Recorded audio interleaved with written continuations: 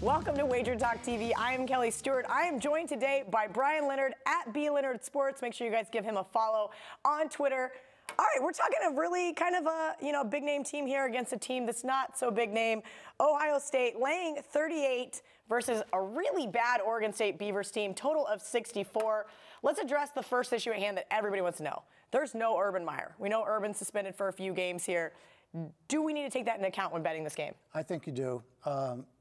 It's probably worth about 2 points in this margin, but I think it's actually a positive to Ohio State because the players, and we've seen this so many times, and like the other day in the Hawaii game, players aren't going to be focused on the game because with the flooding and everything going on in Hawaii. The players want to get all this out of their system and just get on there and beat some heads. And they can actually do it against this Oregon State team. Well, Oregon State 1-11 last year. They're outscored by 22.3 points per game. Obviously, 15 returning starters. Don't know if that's a good thing and all, but under Coach Anderson, 0-17 straight up in the road. Now, obviously, they made a coaching change. They brought in Jonathan Smith, who used to be the quarterback here, successful quarterback at Oregon State. He was a 5-year offensive coordinator at Washington. So they've got something to look forward to. But you're looking at this Ohio State team, and the Beavers, I talked in the last video about what's coming up. The Beavers have Southern Utah and Nevada on deck. They've got winnable games on deck. Now they're going into Ohio State, a place that's really pretty pissed off at this point. It's interesting to hear all the quotes about the Urban Meyer. The country is all against Urban Meyer. If you're in Ohio, what are you people talking about? It's my wife doesn't understand any of this. She goes, he's never done anything.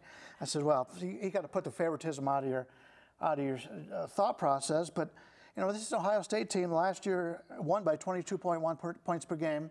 Just common sense tells you it's going to be tough for Oregon State to stay in this game. To me, it's a throwaway game for this young team. Okay, so if you think it's a throwaway game, I'm back and forth because I look at it like this. The whole world is going to be on the Buckeyes here because why would you want to, even if you're getting 38 points against one of the most bottom-ranked teams in the country, I think they're 110th, right behind UNLV and a couple like Western Kentucky and a couple other really bad teams. Not to give Ralph too much praise, but I like to email Ralph here every once in a while and ask him numbers questions. He's a really analytical guy. And one thing that we talked about was teams covering these big spreads. About 49% of the time, anything over 35. But I cannot think of a reason to back the Beavers.